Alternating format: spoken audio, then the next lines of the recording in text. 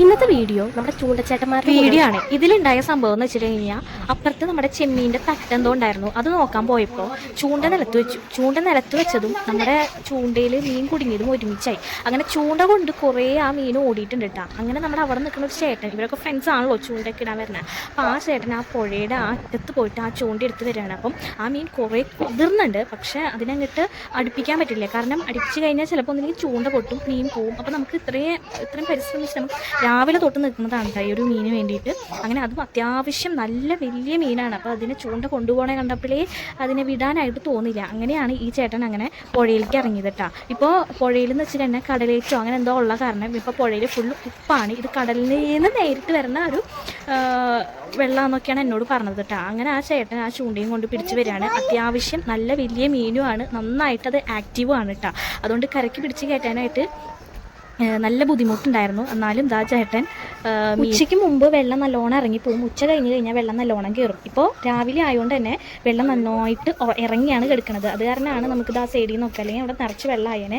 അങ്ങനെ ദാ മീനെ പിടിച്ചിട്ട് ഈ ചേട്ടനാണ് ചൂണ്ടയിട്ടിട്ട് അപ്പുറത്ത് പോയിട്ട് ചെമ്മീൻ തട്ടിൽ പോയി നോക്കിയിട്ടാ. ചെമ്മീൻ തട്ടിൽ പോയി നോക്കിയത് എന്തിനാ, വേറെ മീനെ പിടിക്കാനായിട്ട് വേറെ ചൂണ്ടിയിട്ട് കൊടുക്കാൻ. അങ്ങനെ ആ ചേട്ടനും ആ ചേട്ടൻ്റെ കുട്ടിയും കൂടി മീനെ കൊണ്ടുവരാൻ. ഞാനിത് ആദ്യമായിട്ടാണ് കാണുന്നത്. കാരണം ചൂണ്ടയിൽ മീൻ വിട്ടിട്ട് ചൂണ്ട പോയി എടുത്ത് അതിനെ കൊണ്ടുവന്ന് അങ്ങനെയൊന്നും ഞാൻ ഇതുവരെ കണ്ടിട്ടില്ല. ഇപ്പോഴാണ് ഞാൻ കാണുന്നത് കേട്ടോ. ഇപ്പോൾ മീനിൻ്റെ കാര്യം എന്ന് പറയുമ്പോൾ മീനിൻ്റെ ഉള്ളിൽ നന്നായിട്ട് ചൂണ്ട പെട്ടിട്ടുണ്ട്. അപ്പോൾ അത് ഊരിയെടുക്കാനായിട്ട് പറ്റണില്ല, നല്ല ബുദ്ധിമുട്ടുണ്ട്. പിന്നെയെന്ന് പറയുമ്പോൾ അതിൻ്റെ പല്ലാണെങ്കിൽ നല്ല ഷാർപ്പാണ്. അപ്പോൾ എടുക്കാനായിട്ടും പെട്ടെന്ന് പറ്റണില്ല.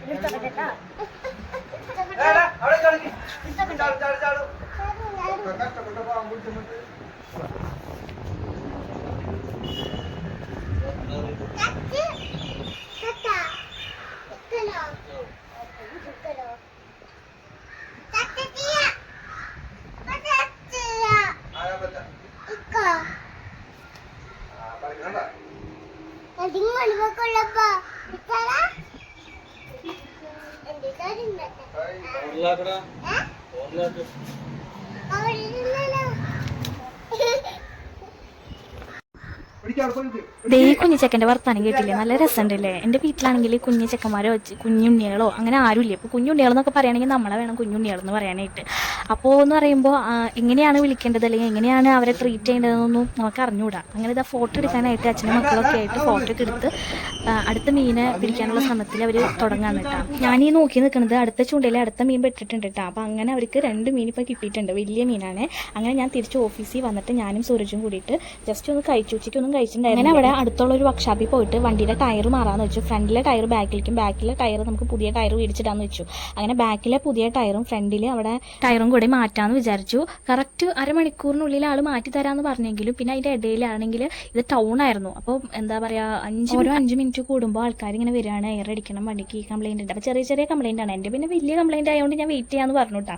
അങ്ങനെ എൻ്റെ ടയർ അപ്പുറത്ത് പോയിട്ട് ഗോഡൗണിൽ നിന്ന് എടുത്തിട്ട് വന്നു. ഞാൻ എൻ്റെ ടയർ ഞാൻ ആദ്യമായിട്ട് കണ്ടു. അങ്ങനെ ഇത് ഫിറ്റ് ചെയ്തിട്ട് വേണം പോകാനായിട്ട്. പിന്നെ അവിടെ നിന്ന് ടയറൊക്കെ റെഡിയാക്കിയിട്ട് നേരെ കക്കറച്ചി വാങ്ങാമെന്ന് വെച്ചു. നമ്മുടെ ടൗണിൽ ഇതേപോലെ ഇങ്ങനെ ഒരാളിരിക്കും എന്ന് പറഞ്ഞു, ഇങ്ങനെ ഒരു പാത്രത്തിൽ ആളുടെ കയ്യിൽ നിന്ന് വാങ്ങിയാൽ മതി എന്ന് പറഞ്ഞിട്ടുണ്ട്. നല്ല അന്ന് പിടിച്ച ഫ്രഷ് ആയിട്ടുള്ള സംഭവം എന്ന് പറഞ്ഞു. അങ്ങനെ ആ ചേട്ടനെ തപ്പി ലാസ്റ്റ് ഞാൻ ഫസ്റ്റ് ടൈം ആട്ടോ ആ ചേട്ടൻ്റെ കയ്യിൽ നിന്ന് വാങ്ങണി. ഇങ്ങനെ ഒരാൾ അവിടെ ഉണ്ടെന്നൊക്കെ പറഞ്ഞിട്ടുണ്ട്. അങ്ങനെ വീട്ടിൽ വന്ന് ക്ലീൻ ചെയ്ത് കറിയൊക്കെ വെച്ചു. പിന്നെ നമ്മുടെ മാങ്ങാക്കറി ഉണ്ടായിരുന്നു കേട്ടോ വീട്ടിൽ. അങ്ങനെ മാങ്ങാക്കറിയും പിന്നെ ഈ കക്കത്തോരനും കൂടി കഴിച്ചിട്ട് പിന്നെ ഒരു ചെറിയൊരു പരിപ്പൂട്ടാനും വെച്ചു.